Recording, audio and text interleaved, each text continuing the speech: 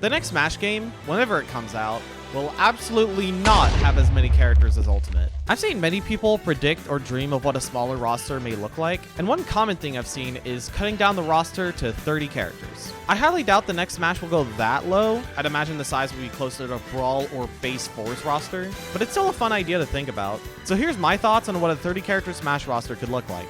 First off, the veterans, and drumroll please!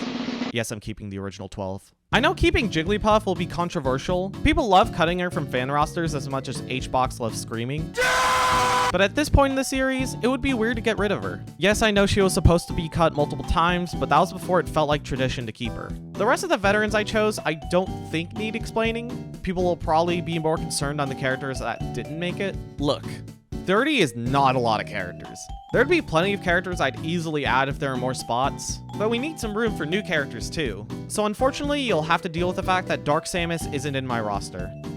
Absolutely tragic, I know. I actually had Ryu in the first draft of the roster instead of Pac-Man, and while I can easily see Ryu making it, if Bandai Namco is developing the game again, Pac is making it in. On to the newcomers, and just to get it out of the way, here's what you all wanted. Mario has gotten newcomers in every single Smash game, and I doubt they'd stop now. There's so many Mario characters. I could go with a quirkier pick like Paper Mario or My Goat Toad, but again, you guys wanted to see this. I know Geno is getting a lot of talk now because of the Mario RPG remake, but Waluigi seems more realistic in my opinion, especially if they actually are doing a 30-character roster. Also, this roster was decided before that got announced, and I do not feel like changing it. I personally really like to see Waluigi in. Just take Luigi and Wario's weirdness, crank it up to 12, and we're golden. You could give him a lot of references to the Mario sports games, but I also feel like he's a character you can easily get away with making up moves for. I mean, the Mario sports games already pulled his powers out of thin air, so why can't Smash do the same? And then people can finally shut up about this character. Finally. Kirby is a series I'm kind of shocked doesn't have more characters. The trio we have is perfectly fine, but Smash takes a bunch from Kirby already, so I'd expect more. Though I know Sakurai doesn't want to seem biased towards the series, and given how Smash fans react to characters he doesn't even own, I can't say I blame him. Bandanity is obviously the frontrunner for next Kirby rep, but right now I'd like to propose something different. Something more relevant. Oh gosh, I really did make this script in February. Huh. I'm really good at YouTube. Subscribe for more timely videos. Magolor from Return to Dreamland has always been a fan favorite, and I'd love to see him in Smash. His very over-the-top magic attacks would make him very unique. He already has a playable moveset in Star Allies, so a lot of the work has already been done. Another thing that would make him stand out is that he is... Wait, hold up.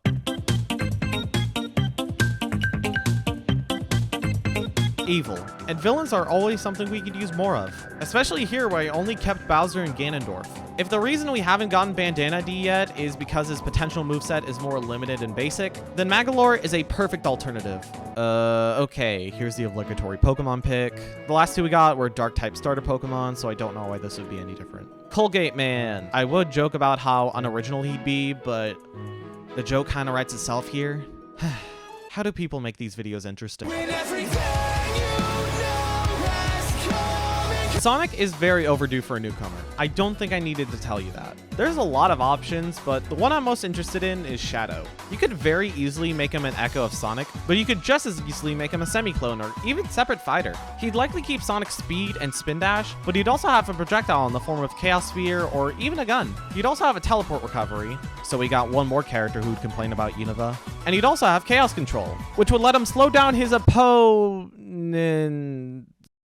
Am I wrong for wanting this power? Xenoblade Chronicles. This series is in a good spot to get a newcomer in every game, since every new Xenoblade has a new roster. With Xenoblade 3, I can choose either Noah or Mio. Or both? Let's talk. Noah is the main protagonist and does have some unique stuff with Lucky 7, but plenty of his stuff is also derivative of Shulk. Mio is the secondary protagonist, but also has a more unique aesthetic and weapon. Plus, Xenoblade isn't too concerned with having the main guy be their rep. Maybe you could have them being a transforming character, but it wouldn't make as much sense as Pyramithra, or at least it wouldn't be as natural. Or maybe they could do a multi-character like Ices, but I don't know if they'd want to do that again. You could go whichever way you want here. I'm leaning towards just Mio for now, but honestly, if I were given 40 slots, I'd have both Noah and Mio as separate characters. And probably Aegis as well, or maybe future Redeemed Rex, along with Shulk obviously. and maybe the Xenoblade 4 protagonist if that game comes out. Man, I just love the smell of fear.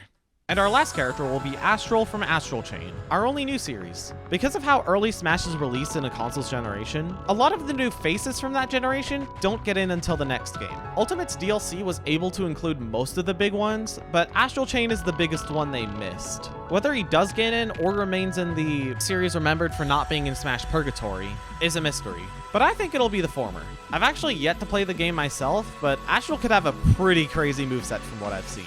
Plus, the game's aesthetic and music is too sick not to want in the game. Yeah, despite not knowing much about him, I'd like to see Astral in Smash. I think that'd be cool. I wonder how many Astral Chain fans I pissed off by calling him Astral. And there is my roster. This was a really fun thought experiment. Again, I don't expect Smash 6 to only have 30 characters. I might make a more proper prediction for the next Smash game in the future, so let me know if that sounds interesting. Like, comment, share, subscribe, you know the drill at this point. And I'll see you next time. Have a good one.